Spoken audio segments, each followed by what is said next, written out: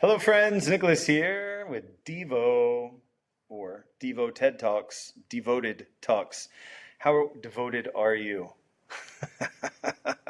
I'm devoted to helping people know that they are the expert on what it is to be them, and nobody else in the world could ever be, because at the end of the day, I can never feel your body for you, nor can anybody else feel your body or your world for you.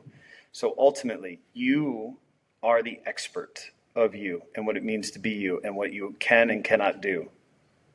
Now, I say that tongue in cheek because there are things that you don't think you can do because of life experience, because of the current frame from which you are perceiving or interacting with the world. Yes, this is true. But that doesn't mean you're any less the expert, because if we can just simply change the frame, then you'll know differently. And so you're still the expert of identifying what is possible or not within that frame. So what happens when I teach yoga classes is sometimes people are like, oh, I don't have any more. And then I'll gently tap or touch or something. And they're like, oh, I didn't know I could do that. Right? Because the frame was limited. And so where in your world are you potentially having frames, whether it's round or square or zigzaggy or serrated, that you're not quite seeing things for what they truly are or could be? And all you need is a simple tap on the shoulder to help you see it better. I'd say, and go out on a limb, everywhere, every piece of your life has something that somebody else can help you see or feel or experience differently via changing the frame. But the question is, does our frame allow us to recognize them as the bearer of that knowledge or not, right? I suffer from this expertitis. Like I feel like I have to respect or feel like they can teach me something instead of listening openly and being able to receive what I like, want, or need, and then leaving the rest. I struggle with that. And I judge people within that frame sometimes. And it's very hard. I'm very, this is the way. And in some ways, that's beautiful.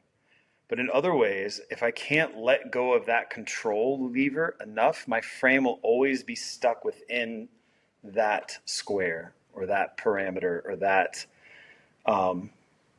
space. So how do I change that? Meditation.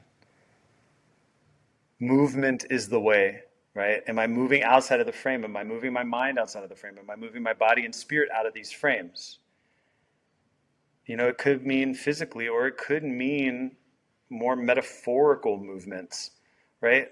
Thought in and of itself is an electrical impulse, which is movement. Duh.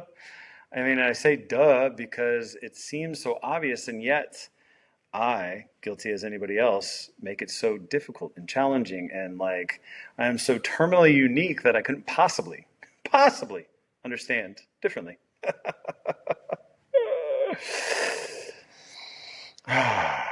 And let me clarify, I could see it differently or say it differently or be differently, or others as well.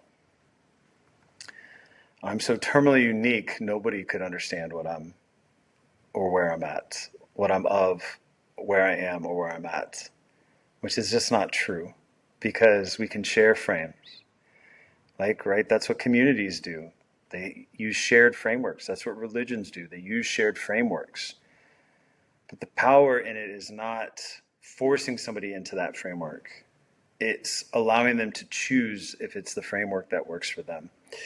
That's what I like most about Ayurveda. Ayurveda isn't crazy dogmatic, although there are dogmatic individuals out there.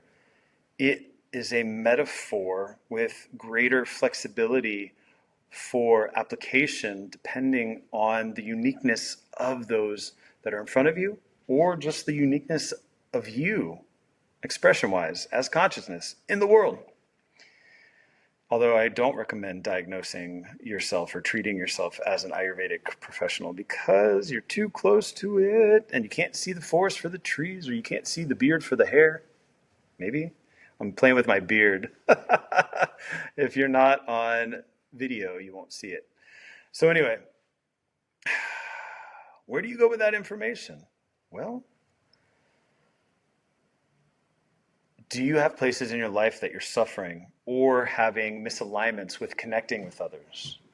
And if the answer is yes, then I would say that new frameworks could be helpful there. But you're the expert. You know you better than anybody else out there, and you always will. So, acknowledging that there could be another framework is part of the detoxification, because then you've removed that from your psyche, from your perceptions, that it's the only way. Once you remove that as being the only way you could look at something, you can then integrate new frames. You can integrate new ways of thinking. But where that comes from is really up to you. Is it from a trusted teacher? Is it something you pick up from a reading? Can you open a book and point and then find something of meaning to you? Yeah, I'm sure. Like, why not? What other ways can you do it? I sometimes get inspiration from movies that have absolutely nothing to do with what I'm thinking about. But it's the greater metaphor of it, or the greater meaning that it has for me within the context of my life in that moment. Yeah. So, constantly understanding that if you are suffering, it's from some attachment to something that you can't let go of or detoxify from. And that once you acknowledge, even in the slightest bit, even 1% day in and day out, that there's another way that it could be done, you are creating the space through detoxification of something new to take its place. So detoxify, integrate. And then once you can integrate that new way, you vitalize it, right? The V in DIVO. And then you optimize it through practice and repetition. It's beautiful. All right, my friends, that's all I have for you today. This is Nicholas, and this is DIVO-Ted Talks. Be well, be free.